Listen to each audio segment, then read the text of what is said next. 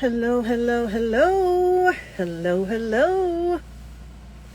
I'm a little bit early, just logging in. My name is Queen Diva, and I am the artist in residence and VP COO of the Rhythm and Blues Preservation Society. I am today's guest host, and so excited. Happy Women's History Month, and I see our president and CEO is on. Perry Thompson, welcome. We are starting on time. It is 7 p.m. Central. That means it's 8 p.m. Eastern. And we have a wonderful guest today. I am so excited to have her on. Her name is Johnnie Walker, and she is an amazing woman. She is a CEO, president of the National Association for Black Female Executives in Music and Entertainment. Her name is Johnnie Walker, and we're just waiting for her to log on so that I can add her on. I met her over 20 years ago. Oh my goodness. I met her over 20 years ago in New York City when I was at Borders. We're going to talk about that when she gets on. But I just want to welcome all who are watching and those that will be watching on the replay.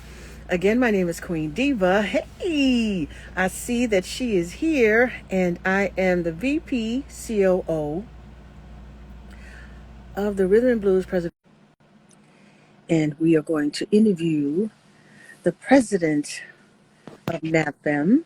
We're waiting for her to turn her camera around. I think I gotta turn my camera around. Welcome, Pedro, for joining us. Let me adjust this. Welcome, Brenda. Please share, like, and share. We will want as many people on this conversation. It is Women's History Month, and we have Johnnie Walker, who is the president, founder of NABFEM. Hello, welcome, Music LW. Are we ready? There we go. Got it? You got it? I think I got it. It's always a new one. So yeah, I mean this is not new, but it's always different. Oh my goodness. It is such a pleasure, just a pleasure to have you on with us. And happy Women's History Month to you, ma'am. Oh, absolutely. And It's an amazing time for all of us that this time is set aside, to salute, to celebrate, just be about sisters, be about women. This is a great time for us to reflect. Had a great opportunity to talk to some sisters who had stellar careers in radio. It's just our time, man. We got the floor. absolutely.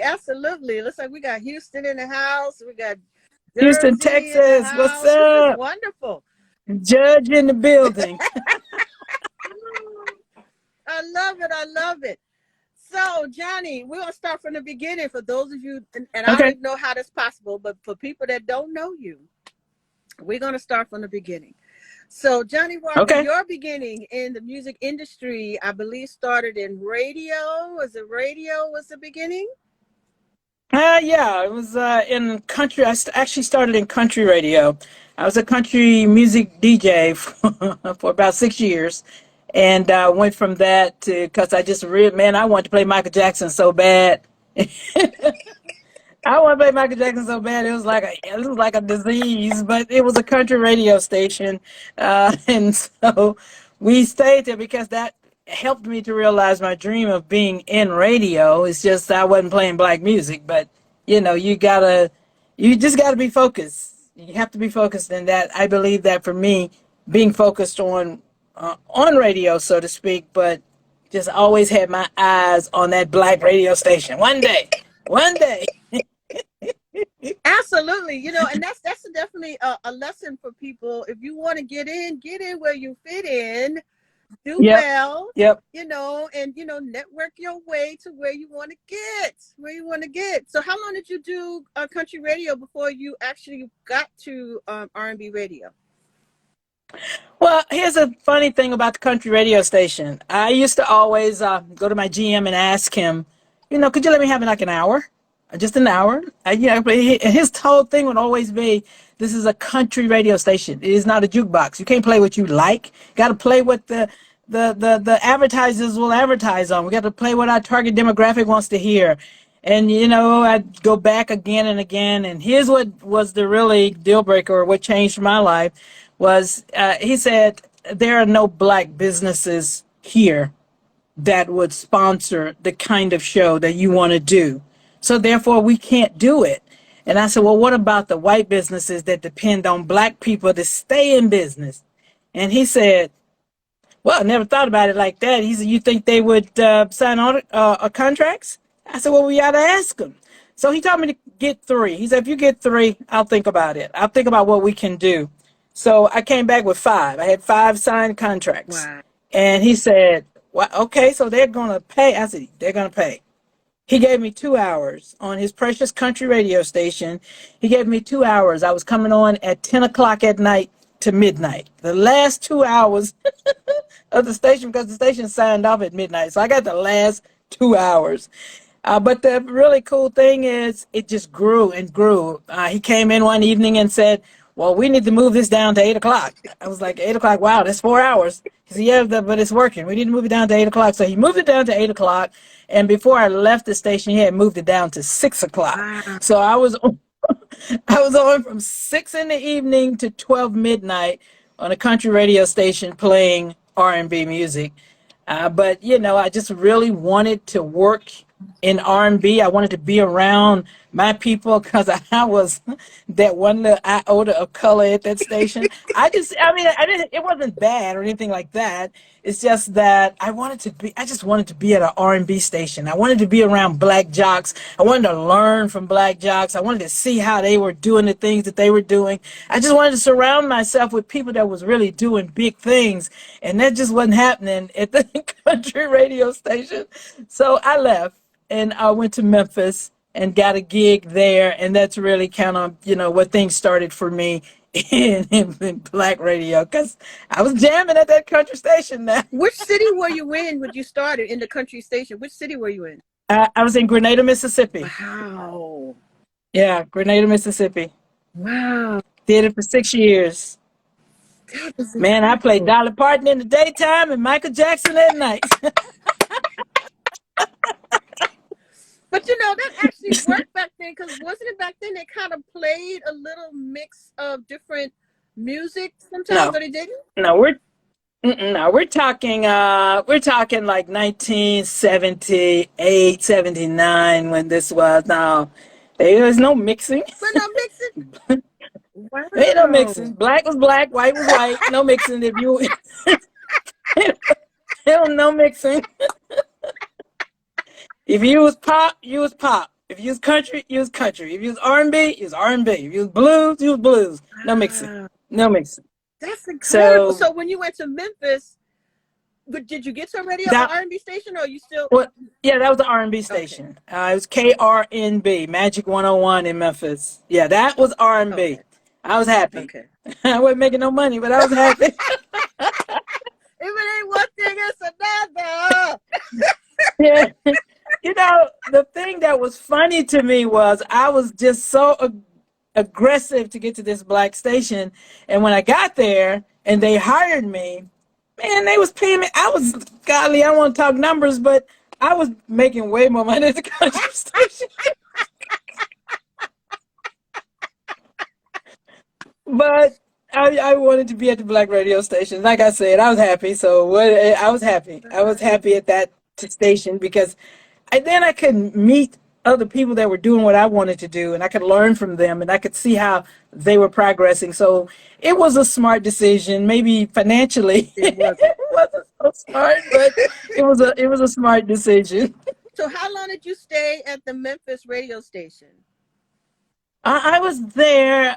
Actually, I always say my trajectory is marked by six because I was at the country radio station for 6 years. I was at the R&B station in Memphis for 6 years.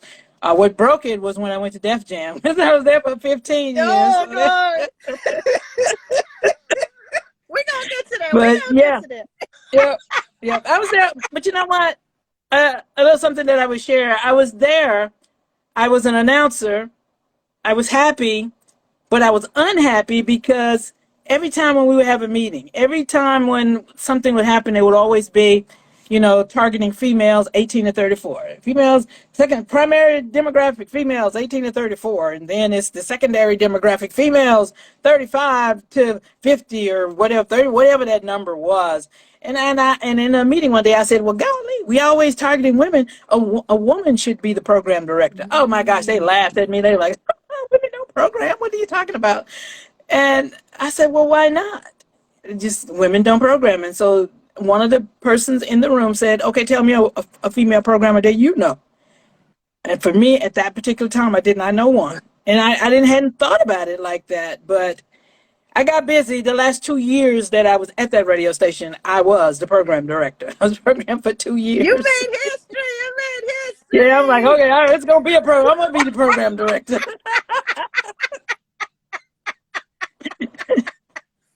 I love it. I love it. I did not know that. Yeah. So those last 2 years you were there for as a program director. So did you continue in radio after you left there, or is that when you went into record label business? No, when I left, I left. Oh. But it's key. When I left, what I brought to the company was a background in radio, the understanding of how programmers program songs, when they program, why they select certain songs, what their procedure was for deciding which song was going to get on the playlist, which song, even if it wasn't on the playlist, which song we was going to put maybe in light rotation, or that song got on the air. So I took that to Def Jam because they was Def Jam. But they know to go to the program director or somebody to play my record. I need some more spins. I need spins. Nah, I went for a different approach. I went with a radio approach because I understood radio. And I think that is what allowed me to excel because I was always, saying, if we're taking this music to radio, this is how we have to position it. This is how we need to go in. And so ultimately always bringing my radio knowledge to the record company's platform. They were like, okay, next thing I know, I was in New York. Wow. So that was Yeah. smooth transition for you from being a program director with the radio on-air personality experience, and then going into, you was in marketing, right? Were you senior VP of marketing at Def Jam, or did you work your way to that? No, I went in as a promotions person. I was a field rep. Okay. I was a field rep. I went in as a field rep. But again, I just did everything different. And it was hard because you had certain areas where the guys, and I love my brothers, but you had certain areas where it just was the guys clique and you just didn't fit. And so I had to create my own little ways of penetrating markets. And a lot of times, it was a lot of women out there that they might have been dating the program director. Whatever they were doing, I found that was my niche because the boys club had this promotion thing on lock, boy. I didn't want to go to the strip club. I didn't, all the stuff they was doing. I'm like, okay, that ain't me. I'm not doing that. But I still got to get my records on. So I created my own little group. And so I knew who was dating who. I just knew a lot of stuff that's how I did mine because it was hard. You had to do what the guys did. And I didn't necessarily want to do what they did. I think one thing I did want to do was to get my records played. Okay. But doing what everybody else was doing, it wasn't working for me. And then I knew I had the radio background. Okay. So I knew I could go in talking radio as opposed to talking about my records. And so I would always go in talking about radio. I would always, on my voicemail, I used to always say, let me tell you how I can help you win. I had all these promotions over here. I had all these artists over here. So but you gotta give me some respect, man. You gotta talk to me. I know I ain't in the boys club, but I got the key. So yeah, you got to give me something here. Something. So, and it would be like sometimes I would go into the marketplace. I wouldn't even see the PD, but maybe like if I knew his wife or a significant other, let's just say it like that. I hang out with them. We go to Mm. dinner. We die. Hey, that was my people. I'll be like, your husband Um, won't return my phone calls. She's like, really? Okay, got you. So I learned early on solidarity amongst us, how good it could be, and how great it should be. So I didn't try so much to penetrate the boys' club as I created my own club. And my own club worked really nice for me because a lot of times, sisters would call me and say, so and so is going on. Oh, really? Oh, they didn't tell me. So then I could step in and just be smooth with it, like I knew, and it just worked. It just worked. Like I said, a lot of the things that the guys were doing, I didn't care to do. I did things, but it wasn't my forte. I knew I got along better with sisters. I knew I could talk, we could hang out, we could do stuff, and I could penetrate where I needed to penetrate. yeah. And so, that's just what I did. So that is what made it work. And so as people say, oh, smooth transition, well, it was smooth in the sense that I knew where my strength Hmm. was and I knew what my weaknesses were. Okay. So I did not allow my weaknesses to overcome my strengths. And so I did what nobody else cared to do. And nobody coming into the market calling, the guys couldn't do that. They couldn't go in the market and call the PD's wife. Oh my gosh, they couldn't do that. They better not do that. I could. I could. I could.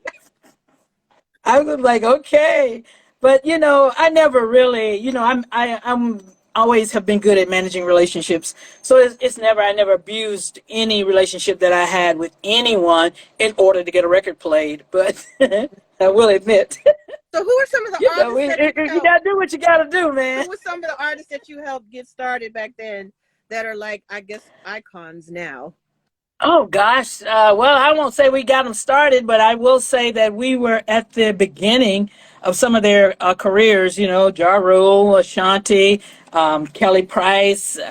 We came on board when LL Cool J was already at the label doing extremely well. Public Enemy was at the label doing extremely well, but we were just able to come in and manifest what was already going on and take it to a higher, a greater level.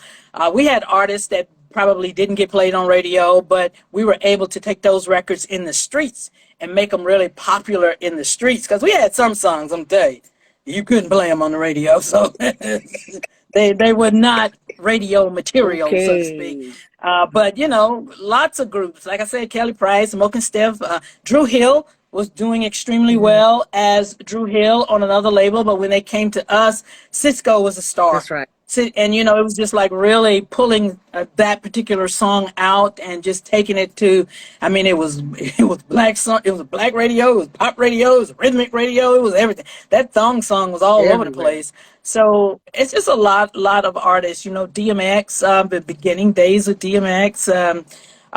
Golly, nice and smooth.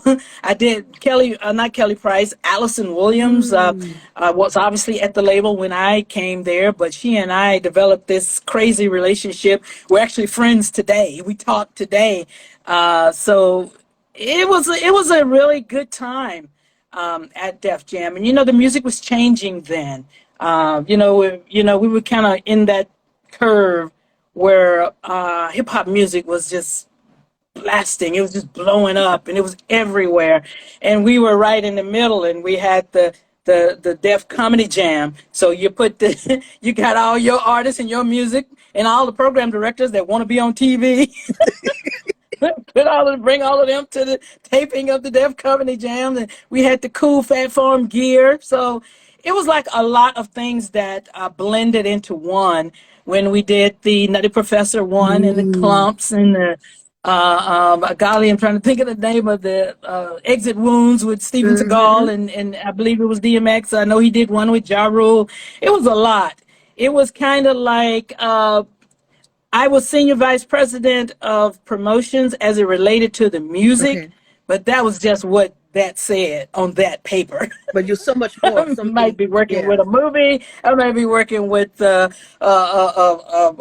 somebody that is going to sponsor something that we're doing. I might be working with the clothing line. It could be anything. Titles really didn't mean that much in that era. Mm-hmm. It was just a company that had a lot of great things going on, and if you were smart, you got in. Mm. You mastered. You didn't just do one thing. Yeah. I never, the whole 15 years that I was there, I never just did one thing. I mean, I was the senior vice president of promotion, but I don't know what that meant because I was over, I'm over here with Fat Farm. I'm over here with trying to get folks seated at the Def Comedy Jam. It didn't matter. We had energy drinks, we had Wow. clothing lines, and TV. It was a lot. So you just had the opportunity. It was a great ground to learn a lot because we had the opportunity to touch a lot of things. That's It was a incredible. crazy 15 years. I'm telling you, it really was.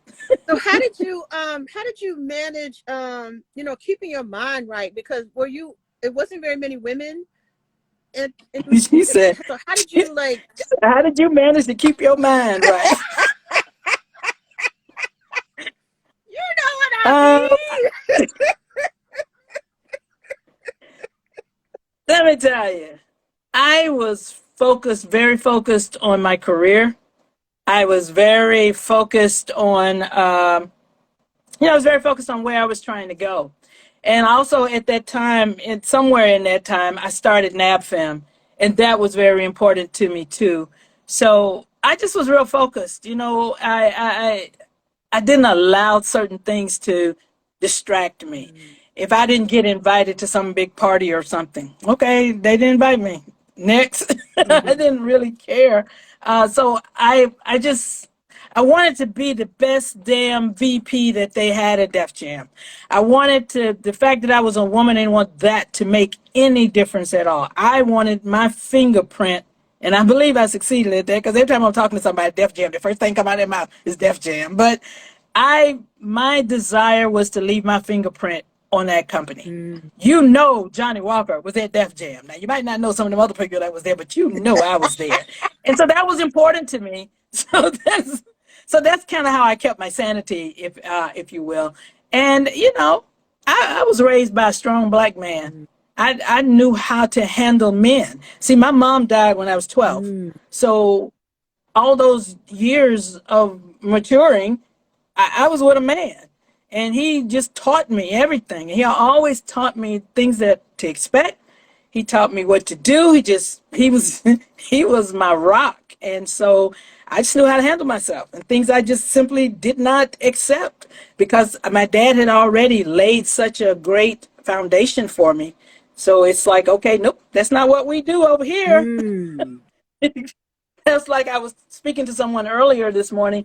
That was how the whole Miss Walker thing, because I would say, okay, if they say, hey, babe, give me a so-and-so, and you respond to that, then you are babe. No disrespect, but if they call you babe and you answer to it, you babe. And so I would always say my name is Miss Walker.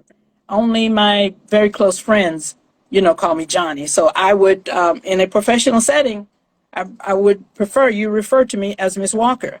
And they would still say what they was gonna say, but I wouldn't answer. I wouldn't. That's how you do it. That's how you do it. I wouldn't answer. Mm-hmm. So by not responding, it was like it just kind of like caught on. Mm-hmm. My name is Miss Walker. You don't know me like that. You have to get permission to call me Johnny. Absolutely. Absolutely. But it was just a way of differentiating myself and a way of, I would say, claiming my power spot Mm. because they weren't gonna give it to me, And it's like even when I hired the staff that I had, it was like all these people were coming at me. Like I was like, I don't know these people. Mm. And then you come to find out a lot of them were Russell's friends or other people that was at the company. It was their friends. I'm like, they're gonna have about an ounce of allegiance to me. So no. I convinced them to let me hire people that I knew and to let me hire people. And funny thing was, they used to call our staff in the very beginning, they used to call our staff the Green Beret because everybody that I hired did not have a history in record promotions. Wow. But I knew them from being in the market, and a lot of times they would help me helped me navigate in the market. And so when I was in a position of power, I went and got those people. And so they were all, the allegiance was to me. So we created this team that I'm telling you, man, they were absolutely awesome. Wow. And they delivered every week. They delivered. I mean, you couldn't, if you said D, Def Jam came out of your mouth because we had all of the songs. I mean, we had the songs, even the radio songs that were on radio, or we had songs in the streets. So either or, we covered the spectrum. And they were just extremely, and I had them so intertwined with each other that if one left or was sick and couldn't come in, I could just easily call another one of my people. This person is not working today, cover. And nobody on the other floor, we was on one floor, the uppity ups on their floor, none of them never knew what was going on. Mm, They didn't know somebody wasn't there because I kept the wheels turning at all times, mm. all times. So I had a very good, strong, dedicated staff that made me look good. Are you still in touch with them? Are you still in touch with the Green Berets? Some of them, yeah, I still talk to them. Some of things have changed. We probably talk more on Facebook. It's more of a social media type thing. Many of them, they live in other cities, Mm. but from time to time, I do talk. I like. There was this little group called Total. What is it? Total. I think it was called Total Look in the Style, I believe, if I'm correct. They were out of Dayton, Ohio. Yeah, I'm trying to think. They were out of Dayton, Ohio, and I got a Facebook message from one of the young ladies, and she was asking, if this was the same Johnnie Walker that was at Def Jam, and she said she was in the group, Total Look in the Style, and I'm telling you, man, we had just the craziest long conversation. I've had similar situations with Boss. I talk to members of the S1Ws from time to time that, were Public Enemy. So it just depends. It really, really just depends. I mean, good relationships are good relationships. And like I said, a lot of the people that I worked with at Def Jam, I talk to them from time to time. It's on Facebook. We send each other messages or something like that. Wow. But This is so cool. I always wanted to know. it was a good time. It was a good time. I remember those times. When I met you, that was around that time. I was at Borders, and I used to have a songwriters forum, and that's how I met you. I invited you to Borders, and I kept hounding you every week until you said yes. Well, that's probably one of my favorite stops. I used to love to go to Borders and Barnes and Noble. That was my favorite stop. So I wanted my quiet time. My quiet time was in the corner at the bookstore. Yes, it was so cool. You actually came. I'll never forget. You came on your birthday. You finally said yes. And you was one of the panelists, and you announced that it was your birthday, and I was like, oh! And I made sure I had something for you and the other panelists, and that is when you announced you were going to start NAVFEM. So let's talk about NAVFEM and what NAVFEM is, and why did you start it? Well, NAVFEM is the National Association of Black Female Executives in Music and Entertainment. I started out of frustration. Really, like in 1999, honestly, it's like then the power, like Facebook then was the music conference. It was the BRE or the Impact or the Urban Network, the R&R. That's where you met folks. Mm-hmm. That's where people knew who you were. That's where you kind of got your little respect, so to speak.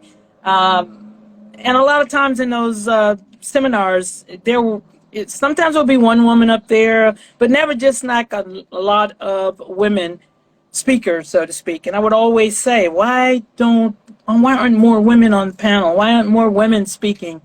And it became that thing, and I was frustrated about it. But when I started talking to other women about it, then I learned they were frustrated too. Mm-hmm. They were like, well, nobody ever asked me. Mm-hmm. And so I'm like, well, why are we waiting on them to ask? Why don't we just do it ourselves? And so, but what are we going to do? How are we going to do it? And so it's just something that stayed with me for a very long time. And then when I decided that it was going to be this organization, and we started it, and there was Michelle Madison, who was at Elektra at the time. Gwen Priestley, I think, was at Motown. Vanessa Barrio was at Arista. We just kind of put our heads together and said, okay, let's do it. And we introduced the organization to the industry at the Urban Network in the year 2000. Okay. And we did our very first conference, all us, in Toronto, Canada in 2001. So that's when we said, okay, it's on. Because if people were willing to come from the States over to Canada, I mean, it was a skip, hop, and a jump from New York, but people were willing to come and we had great numbers. I was like, wow, this is it. All we got to do is build a platform, maintain the platform, make sure the platform is credible and respectful, then we got something. And so that's we did Canada for 2 years, but our problem, the American businesses slowed up on supporting us because we were taking the money out of the country. They said, well, you have to go to the international budget. You can't come to this budget for that. And so that became very difficult for us. They didn't want to, and maybe that was just a way of not sponsoring us. I really don't know. But it became a challenge that if we were doing the conferences, we called them summit. We called them leadership summit. Been a leadership summit forever. And we couldn't continue going out of the country because they wouldn't sponsor us. So we had to come in the country. Okay. So that's when we've done Philadelphia, we've done New York, we've done Chicago, we did Charlotte, North Carolina, just a lot of markets. So we kept everything in the States, and we've had our down times. But if God is in the plan, it's going to continue. Like we had a time when it's like everybody's like, I can find other things to do than belong to a female organization. Goodbye. So a lot of people, we have people that leave, but here's the really cool thing. They come back. They come back. So, we've withstood, I would say, time.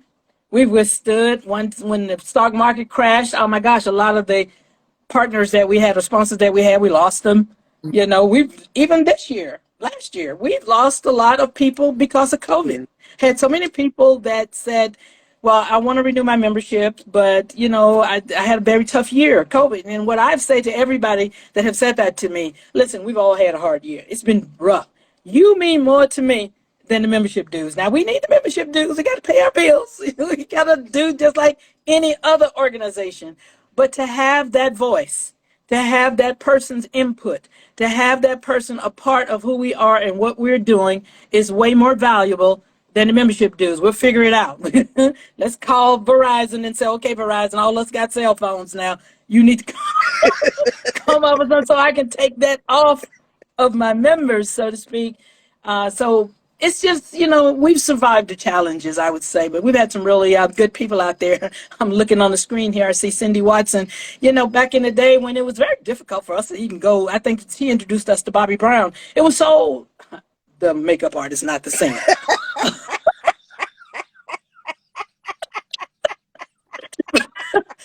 But it was very difficult, for us. And when we meet people that understand what our mission is and understand the power of our mission and understand that we're here, we're not insecure. We're not afraid of anybody. We just want our voice. We just want to be heard. We just want to say what we have to say about who we are, what we do, and why it's important for us to be respected and for us to coexist. And so we're here to inspire. We're here to motivate. We're here to educate. And we're here to build our sisterhood. So, like I said, we weathered the storm. Absolutely. I see several of the NAVFM members are on. I see. Awesome. I see a lot of them on here. Okay, all right. I see Miss Sean Van. Yeah. I see Miss Sean Van. Cindy Watson. She was the judge is here. All right. All right. Support. Yes, I'm actually a member myself. I'm a member of the Houston chapter. Yes, you are. I'm excited about that. We had our meeting about a week ago. And we are still planning some events that we would like to do later this year. So it's wonderful. I mean, I just speak for myself. I've been wanting to be active the whole time you've had it, but I was not able to be active. I was always that cheerleader, like, go, Johnny, go, that I was never able to be active. And so now I'm finally active and I'm having a blast and I'm absolutely loving every moment working with my director in Houston is Miss Lassier. Absolutely love Yes, her. And yes. then, of course, Kimberly, our Southeast or Southwest director, um, Hmm. a joy. So I'm like excited about being a member, and for me, I just can't wait to see it blossom even more. I mean, I know, like you said, it's hard during the pandemic because people are worrying about their money, but like you said, it's about the members. It's about the members. I absolutely love that you post things about the members, what they're doing. Share about that. Share about your book club. People want to know what would you do with NAFM. It's you know what, I always call it a sisterhood, but it's really like a community. It is a community of achievers to me. I mean, we are women, and we used to be in the early days, it was just women in music and entertainment. Today, we're women in all facets of business because, many of us still encounter a lot of the same, should I say, discriminatory practices that probably was happening 20 years ago, still happening today. That statement is very true, that as much as things change, some things still remain the same. So, even with the book club, I mean, it's like I told one author, I said, it's book clubs everywhere. It's not anything new, but what is new to us. Yeah. And we believe that there are women out there that are authors that may be struggling with their literary works. And ooh, listen, we're saying, hey, we have women here from all facets of life. We have moms, we have executives, we have sisters looking for a job, we have sisters they ain't got no job. We Hmm. have it's just a myriad of personalities and lifestyles all here, and we utilize products. We call on service providers. So why would you ignore us? And with the book club, it's like if you got the book and it's just sitting over there on your grandmother's coffee table, give us the book. Give us the art from the book. And let me tell you what has been really exciting for me the past 2 weeks is when somebody posts on Facebook and they're holding up, I just bought this book. They come to our book club and they buy, because we don't receive any revenue from the book sales. If we put your book up there, it's just your book. And we're going to put the link to where a person can go and purchase your book, and we're going to put a little information about you, a little boilerplate information about the book, and hopefully we increase the awareness of more African American female authors, and at the same time sell some books. And it's just it. We have people that are in our organization that are in finance. As I told a young lady one time, she was like, I love the organization and I love what you're doing, but I don't think I fit. I don't know where I would fit. And I asked her, I said, well, what do you do? She said, I repair bad credit. I said, please put her on the front row. on the, Put her on the front row. Everybody I know in entertainment got bad credit. So Please. please put her on the front row. But that kind of opened my eyes up to, casting a wider net. That even though we are in music and entertainment, we need dentistry, we need lawyers, we need stylists, we need designers, we need web designers, we need caterers, we need physical therapists, we need mental therapists, we need all of these other industries where Black women are specializing in or excelling in, and we need those people here with us so that we can empower each other. I may be over here singing the song, Lord have mercy, I'm still say it. I may be over here singing the song, but I need that sister that knows how to tell me how to protect my vocal cords. Mm. Like Lindia Jones out in Lindia Johnson out in LA that works with us from time to time. She specializes in protecting your vocal cords, and you're singing that song and destroying your vocal cords Hmm. and don't really know what you're doing to your vocal cords. So it's people like that that may not necessarily be directly in music and entertainment, but the service that they provide indirectly benefits us in our membership. So that's why you may find an architect here, honey, okay? You may find an architect, you may find a graphic designer, a makeup artist, stylist, doctor, lawyer. I've got tons of lawyers. It's about women. The common denominator is Black women. And we went through that too, where they tried to tell us, change your name, you should be the Association of Minority. We don't went through it. I went through it to me. You are Black. You ain't got, don't be ashamed of who you are and what I blessed you with. So we are the National Association of Black Female Executives in Music and Entertainment. So this is us. This is who we are. And like I said, in a myriad of genres or myriad of fields. Girl, I was with Lily Lewis and gosh, I forgot what they called it. Black Opera. I think that's the name of it. These are all Black artists that are penetrating country music. That's I right. love it. That's right. So it's like so many different facets out there that African American, Black, whichever you prefer, are excelling in. And we want to touch those sisters. We want to be a part of what those sisters are doing, and we want to make them a part of us. And so we want to be their voice as they are our voice. We have 20 networks across the U.S., one in Canada, one in Lagos, Nigeria. And we spread the power. We always say plug into the power. So we just try to plug into the power and spread the power wherever we can with whomever will listen. Absolutely. Now you also have a radio network. Is Women Who Jam radio, and then you also have the platform for the performances. Share about that. Okay, Women Who Jam started out with us saluting female DJs. And a lot of times we would run out because we couldn't find female DJs. And so with our not really having a lot of female DJs, we kind of started pulling on the artists. And then we realized that there were many independent artists that did not have a platform. I mean, if you're signed to a major label, then, we would utilize those relationships to help us create a space for that artist over there that was not signed to, say, a major label. So we started Women Who Jam. And we started doing these showcases. And so what we found, I can say it now because we're not doing it now. What we found was that the labels would pay because we used to create a compilation CD that we would give out in all of our markets. But the labels would pay to have their up-and-coming female artists on that CD. So that provided us with the seed money to do what we needed to do to get our independent artists on stage and just make sure that we could do a really well-produced show.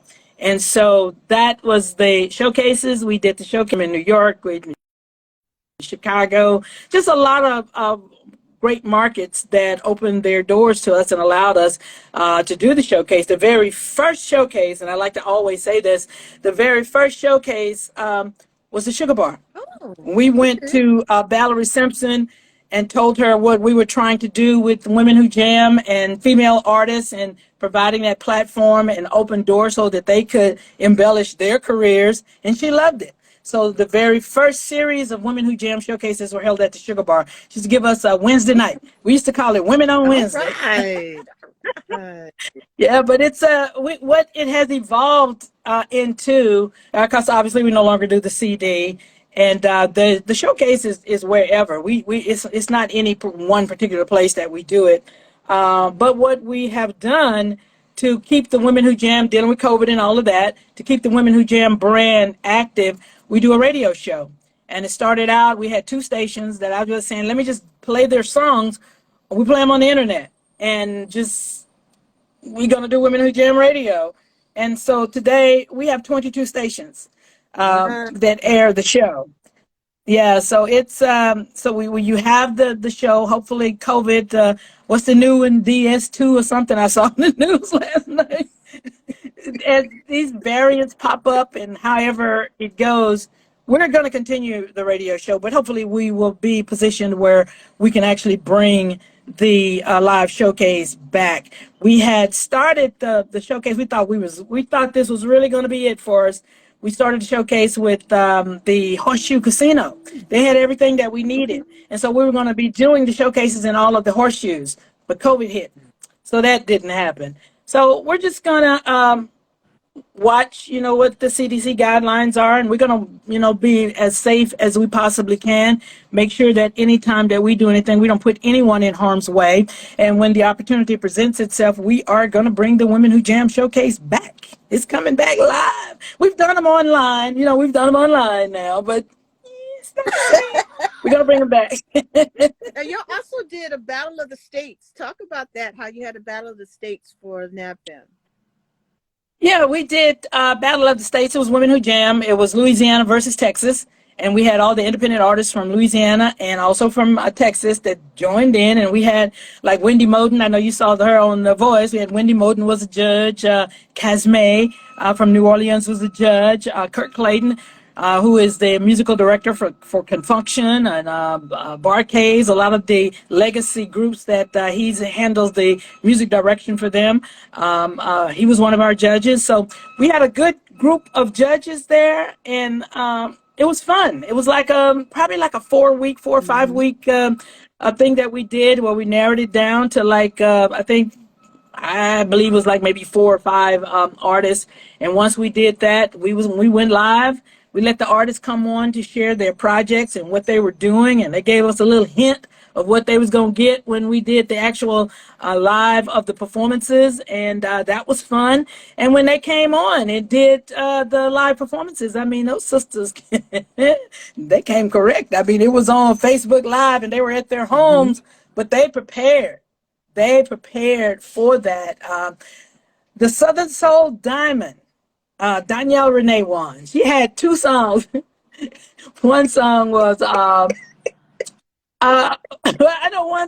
think one was I Come to Party, and I think something was about Shake That Booty. I kept trying to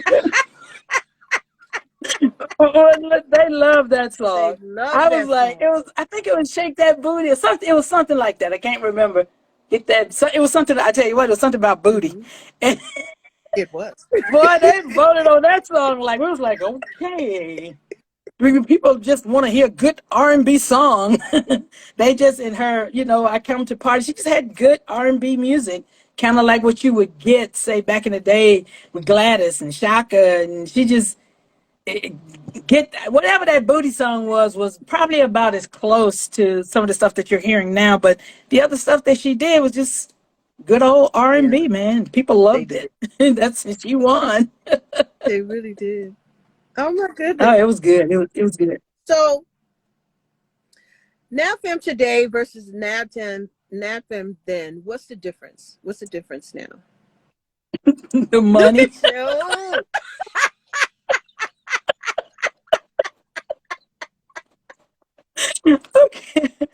Okay, let me stop. But the reason why I said that, we were new. And we didn't really there weren't a lot of groups out there then.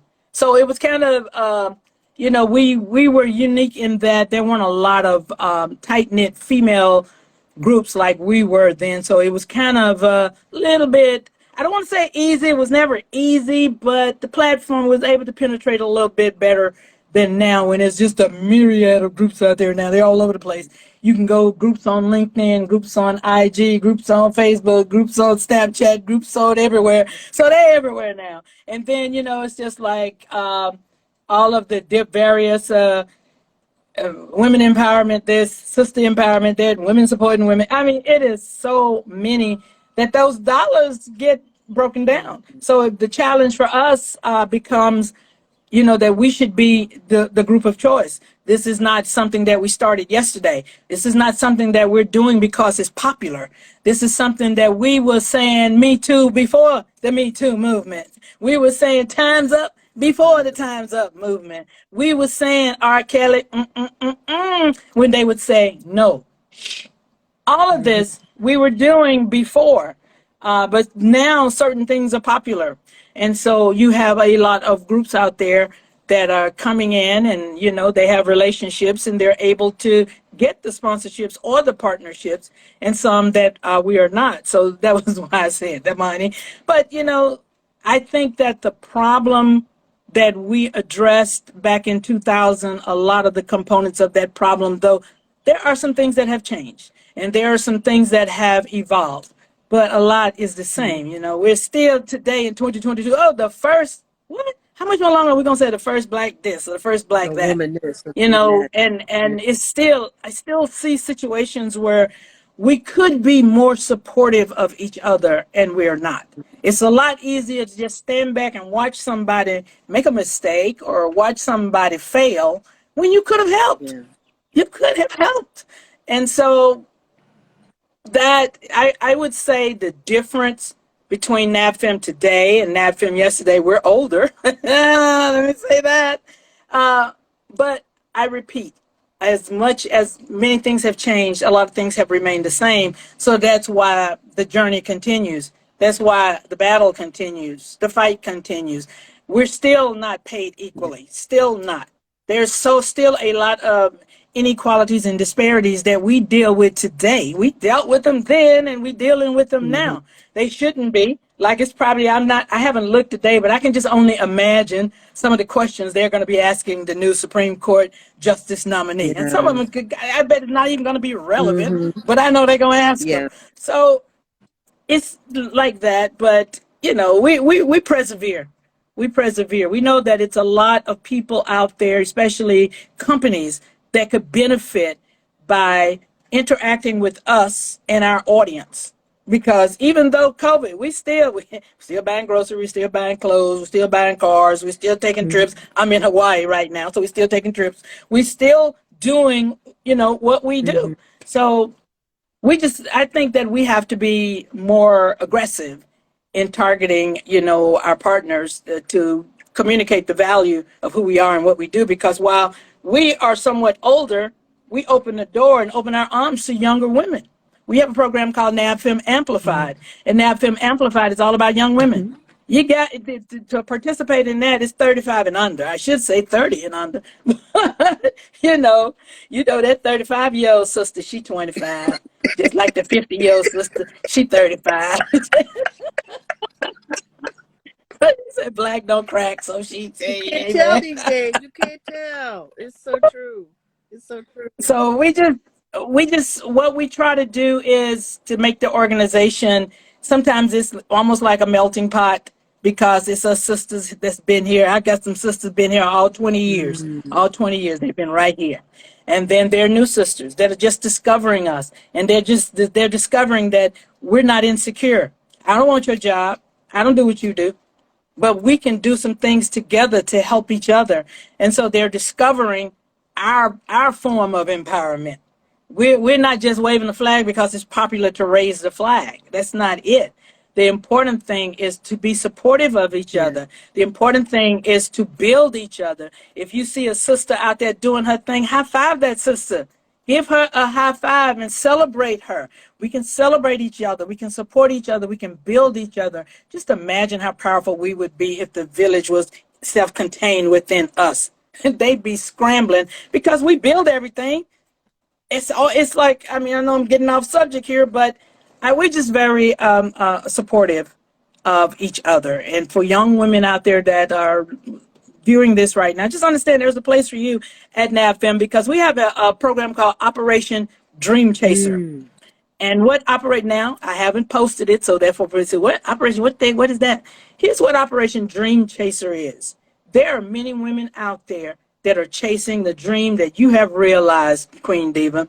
There, for women that are on this call, like I saw a minute ago, Michonne Van, makeup artist, makeup stylist. There are women out there that dream and they looking at TV. They're like, oh my God, what do I do? Mm-hmm. What is my course of study? What? There are women out there that are chasing the dream and they do not know the Yeah. path. And so what Operation Dream Chaser is it's kind of like a reimagining of the mentor-mentee program. And so if you're chasing a dream, we have if you go to our website, nafm.org, and click the Dream Chasers under programs, and you'll see if you are looking for a mentor, you chasing a dream, all you got to do is fill out our little form, and we're going to call you. And so we have a myriad of women that they want to give back. But we don't want to waste their time. So I say that to anybody. Look, we don't waste anybody's Mm-hmm. time. So if you don't know what you want to do and you haven't figured out what dream you're chasing, we're gonna come back to you. we're not going to abandon you. We're going to help you, but we're going to come back to you. We need young people. We don't have to be young. Let me just say we need people that know what it is that they want to do. Because sometimes a lot of people, they don't know what they want to do. They say, I want to be in the music business. Okay, well, what do you want to do in the music business? It's like, I want to be in the music business. Honey, that is a myriad of things. What do you want to do? And it's kind of like I said, Operation Dream Chaser is pulling out of that mentee what they want to do and help them to realize it. And then we want to match them with someone that has excelled in what it is that the dream that they're chasing. And of course, because of COVID, we're doing it online. It will be done online. We have the rooms set up where we can do it. So we're ready. It's just that I took a little me time. As you should. And I came to Hawaii. I've been over here almost 2 weeks. Nice. I guess it's time for me to go home. That's wonderful. But it's all good. We gotta get that off the ground once I get back home and get settled. But it's been a really nice. We got Michon Van. Hey, Michon. All right, so we got Michon Van is makeup artist extraordinaire, y'all. Nice. Got 5 minutes left. Yes, she 5 is. minutes. So in those Okay. 5 minutes, I want to ask you Okay. a couple questions. R&B music. Why is it important to preserve our Black music? Why is it important? You answered that yourself. It's our music. It's our culture. It is who we are. We can't abandon. We cannot abandon our culture in pursuit of someone else's culture. It is extremely important for us to preserve this music, this culture, the artists, the creators, the creatives. Very important because that's how it goes to the next generation. Can't throw it away. It's very important to preserve it so that you can pass it on. Absolutely. And that same token, why is it important to donate to the Rhythm and Blues Preservation Society? Well, that kind of interacts with what I said a moment ago, because it is the home or the house where we are preserving our culture. I hear people say all the time, do it for the culture. What have you done for the culture? What are you doing for the culture? What are you doing to preserve it, protect it, develop it, embellish it? So it's like we should, in other cultures, people, they don't want to call names, want to so bad, but I won't. Other cultures, people can barely get on the stage and they're getting booked and they're doing gigs. And we're so like, okay, this is the hot artist now and this is who we're supporting. When we have these myriad of artists over here that are delivering great shows, they're delivering great product, they're delivering greatness, but we going for the quickie. We're going for the microwave song. Yada, yada, yada, yada, yada, yada. Look, you like what you like. All I'm saying is we have, listen, every music bites off our music. Look at the country people. Yeah. They don't even come on the stage unless they got them 3 girls over there, 3 R&B singers, bringing the harmony, keeping the melody of that song that they are performing. Jazz music, gospel music, R&B music, country music, rock music. Please, how much did they take from B.B. King? Rock music, all of it derived here. So we should be the ones to protect it. We should be the ones to preserve it. We should be the ones to say, hey, I want to be in the R&B Preservation Hall of Fame because of my great song. Well, I'm struggling so hard to get in the Rock and Roll Hall of Fame. Why? I mean, it's okay. Do you? But we have our own. Yeah. So much, and they recognize the greatness of this culture. That's why they use it. So we should use it. So that's why it's important for us to support our own and build our own. Let's build our own village. Absolutely. Absolutely. Well, thank you so very much, Johnnie Walker. Do you have any very last words that you want to share with the audience before we go? You got 2 minutes. 2 minutes. Cindy Watson, I'm calling you, okay? Listen, in my last 2 minutes, I just want to say, let's support each other. Let's be mindful of what each other is doing. We don't have to be insecure. We can all come together, empower, support, celebrate each other. And let's do more of that. I mean, that's what I do. I want my dash to be meaningful. And I want when that time comes that they say, well, she helped me. Or she did this for me. And that's what's important to me. Let's help each other because we can. Those of you that are in powerful positions, look back over your shoulder. You didn't get there by yourself. Help somebody else. Absolutely, absolutely. If anyone that's watching, you have any questions you want to ask Miss Johnny, if you want to ask me, we still got 2 minutes because I can't believe you did that fast. You still got 2 minutes. She said, I still got 2 minutes. I see Deidre says some room for everyone, and she is so right. Thank you so much. Yes, thank you. Thank you for tuning in. Appreciate it. I would love to take you guys to the beach with me a little later on, but unfortunately I can't do that. But you will be in my heart. I'm going to get some sunshine. I know you are. But yes. Well, again, Yeah. thank you. It is so beautiful I here. know It's so it beautiful is. here. You don't want to I'm leave. sure it is. Yeah. Hawaii. Which island are you on? I'm on I Maui. know you are. This is wonderful. Yes. All these people. Thank you, everyone, Yes, for it is. tuning in and joining us. Thank you, Johnnie Walker, for your words of wisdom and sharing so much about NAFM. Many people didn't know, but That's now my they pleasure. know. I'm so glad that you joined us. We got to bring you on again and talk again. Anytime. So if there's no last questions from anyone, I want to thank you for being on. Our president, Perry Thompson, he is here as well. He thanks you from the bottom of his heart. And I am Queen Diva, the VP CEO of the Rhythm Blues Preservation Society and artist in residence. And we thank you from the bottom of our hearts. Have a wonderful evening. Thank you and good night.